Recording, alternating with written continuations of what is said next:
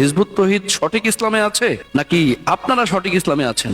Hizb ut তৌহিদ প্রকৃত মোমেন নাকি আপনারা প্রকৃত মোমেন? আজকে সেটার প্রমাণ আমি করব। সর্বপ্রথম প্রমাণ হচ্ছে, কেউ যদি নিজেকে মোমেন মুসলিম উম্মতে মুহাম্মদী দাবি করে, তবে তাকে আগে আলাদা হতেই হবে। আর সেই আলাদা হওয়ার নাম হিজরত, সেই আলাদা হওয়ার নাম বয়কট, সেই আলাদা হওয়ার নাম হচ্ছে ঘৃণা ভরে প্রত্যাখ্যান করা। আর সেই জন্যই হিজবুত তৌহিদ আপনাদের কাছ থেকে আলাদা হয়েছে, আপনাদেরকে বয়কট করেছে, আপনাদের কাছ থেকে হিজরত করেছে। আপনারা কি সেটা বোঝেন না, নাকি বুঝেও না বোঝার ভান করছেন? আর এই হিজরতের কারণেই আপনাদের সাথে আমাদের ইবাদতের কোনো সম্পর্ক নেই। আর কেন আপনাদের কাছ থেকে আমরা হিজরত করেছি, কেন আপনাদেরকে বয়কট করেছি, এর একটা উদাহরণ আপনাদেরকে দিচ্ছি। আপনারা বিনিময়ে ছাড়া ধর্মের কাজ করতেও পারেন না এবং করাইতেও পারেন না। যেমন 5 ওয়াক্ত নামাজ, জুমার নামাজ, ঈদের নামাজ, তারাবির নামাজ, মুর্দা দাফন, কোরআন খতম, মিলাদ মাহফিল, এমনকি গরু জবাই করতে হলেও আপনাদেরকে বিনিময় দিয়ে করতে হয়। তাহলে ধর্ম কোথায়? ধর্ম তো কখনো বিনিময়ের মাধ্যমে হয় না। ধর্ম হয় সম্পূর্ণ নিঃস্বার্থভাবে আল্লাহর জন্য এবং পরকালে নাজাতের জন্য। কই, আমরা হিজবুত তাওহীদ 5 ওয়াক্ত নামাজ পড়ি, জুমার নামাজ পড়ি, তারাবির নামাজ পড়ি, জানাজা পড়ি, কোরআন খতম করি, মুর্দা দাফন করি, ওয়াজ মাহফিল করি, আলোচনা সভা করি, আমরা তো কখনো বিনিময়ে দেইও না, নেইও না। তাহলে আপনারা প্রকৃত ইসলামে আছেন? আপনারা প্রকৃত ইমানে আছেন? আপনারা প্রকৃত তাওহীদে আছেন? নাকি আমরা হিজবুত তাওহীদ প্রকৃত ইমানে আছি, প্রকৃত ইসলামে আছি? এরপর খেয়াল করবেন, আপনাদের মসজিদে যারা মুসল্লি রয়েছেন তারা এক একজন এক এক দলের নেতার অনুসারী। কেউ বিএনপির নেতা, কেউ আওয়ামী লীগের নেতা, কেউ জামাতের নেতা, কেউ আহলে হাদিসের নেতা, কেউ চরমনাইয়ের নেতা, কেউ জামাত ইসলামের নেতা, এক একজন এক এক নেতার অনুসারী। সেই মুসল্লিদের মধ্যে আবার রয়েছে বিভিন্ন ঘরানার ডাব চোর, মুরগি চোর, কলা চোর, গরু চোর, ছাগল চোর, মাদক ব্যবসায়ী, খাদ্যে ভেজালকারী, দুর্নীতিবাজ, সুদখোর, ঘুষখোর, অপরাজনীতিকারী, বলৎকারকারী, ধর্ষণকারী, এভাবে নানান রকমের অন্যায়ের কারখানা আপনাদের মুসল্লিদের মধ্যে রয়েছে। সেই তাদের টাকা দিয়ে মসজিদ, মাদ্রাসা এবং ইমাম সাহেবের বেতন চলছে। আর এই সমস্ত বিষয় নিয়েই আপনাদের সমাজ এবং রাষ্ট্র। কিন্তু আলহামদুলিল্লাহ, আমরা হিজবুত তাওহীদের কোনো একজন সদস্য এই ধরনের অন্যায়ের সাথে জড়িত নই। কারণ আমি আগেই বলেছি, আমরা এই সমস্ত অন্যায় থেকে আমরা হিজরত করেছি। আপনারা কেউ অস্বীকার করতে পারবেন যে এই সমস্ত অন্যায়ের মধ্যে আপনারা নেই? এই কারণে আপনাদের সাথে আমাদের অন্য কোনো শত্রুতা নেই। জাস্ট ন্যায় আর অন্যায়ের মানদণ্ডে শুধুমাত্র আল্লাহকে আমরা যখন রাখবো, তখন অন্যায়কারীর সাথে কখনো কোনো মোমেন, কখনো কোনো মুসলিম, কখনো কোনো উম্মতে মুহাম্মদের সাথে সম্পৃক্ত হতে পারে না। আর সেই কারণে আমরা আপনাদের কাছ থেকে আলাদা হয়েছি। তাহলে এবার বলুন, আপনারা পথভ্রষ্ট নাকি আমরা পথভ্রষ্ট? আপনারা মোমেন নাকি আমরা মোমেন?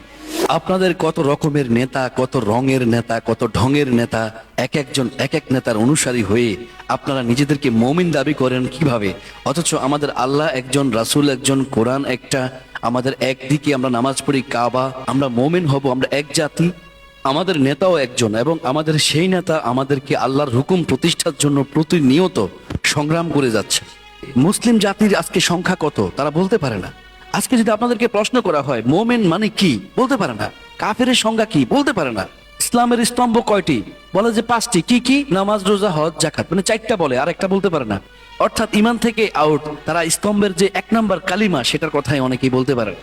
রাসূল আগমনের উদ্দেশ্য কি, নামাজের উদ্দেশ্য কি, রোজার উদ্দেশ্য কি, হজের উদ্দেশ্য কি, যখন এই প্রশ্নগুলো করা হয় সাধারণ মুসলমানকে, তারা বলতে পারে না। তাহলে আপনারা সারা জীবন মাদ্রাসা, মক্তবে, মসজিদে, জুমাতে কি ধরনের বক্তব্য রেখেছেন? একজন মুসল্লি তার নিজের পরিচয় জানে না। সে যে আল্লাহর খলিফা, সে যে আল্লাহর প্রতিনিধি, সে জানে না।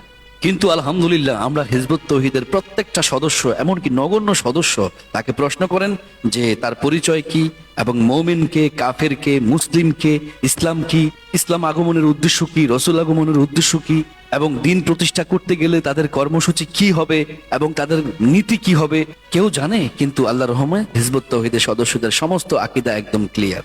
আপনারা কোনো একটা অন্যায় করতে গেলে আপনাদের হুঁশ থাকে না। আপনারা মব সৃষ্টি করেন, আপনারা তাওহীদি জনতার নামে আপনারা দাঙ্গা সৃষ্টি করেন, আপনারা বিভিন্ন মাজারে হামলা করেন, বিভিন্ন সিনেমা হলে হামলা করেন। হিজবুত তাওহীদ আজ পর্যন্ত রাষ্ট্রের একটা আইন ভঙ্গ করার কোনো রেকর্ড নেই। হিজবুত তাওহীদের কোনো সদস্য কোনো অবৈধ কর্মকাণ্ডের সাথে সম্পৃক্ততা নেই। হিজবুত তাওহীদের কোনো সদস্য কারো উপর কখনো নির্ভরশীল নয়। হিজবুত তাওহীদের সদস্যরা কখনো কারো কাছ থেকে বিনিময় নেয়ও না, বিনিময় দেয়ও না। হিজবুত তাওহীদ আন্দোলন চলছে একমাত্র হিজবুত তাওহীদের সদস্য ছাড়া অন্য কারো কাছ থেকে কখনো অর্থ গ্রহণ করা হয় না। তাদের নিজেদের হালাল উপার্জনের একটা অংশ তারা আন্দোলনকে দান করে, সেই দান দিয়ে আন্দোলন চলে। আপনাদের মতো সুদের টাকা, ঘুষের টাকা, দুর্নীতির টাকা, মাদকের টাকা, খাদ্যে ভেজাল দেয় সেই টাকা, অবৈধ টাকা দিয়ে মসজিদ মাদ্রাসা বা অন্যান্য ধর্মীয় কাজ করা হিজবুত তৌহিদের আদর্শ নয়। তাহলে আমরা আল্লাহর সমস্ত হুকুম আমরা মানছি, আর আপনারা সমস্ত আল্লাহর যেই নিষেধগুলো সেগুলো আপনারা অমান্য করছেন। তাহলে কিভাবে আপনারা হিজবুত তৌহিদকে ভ্রান্ত বলছেন?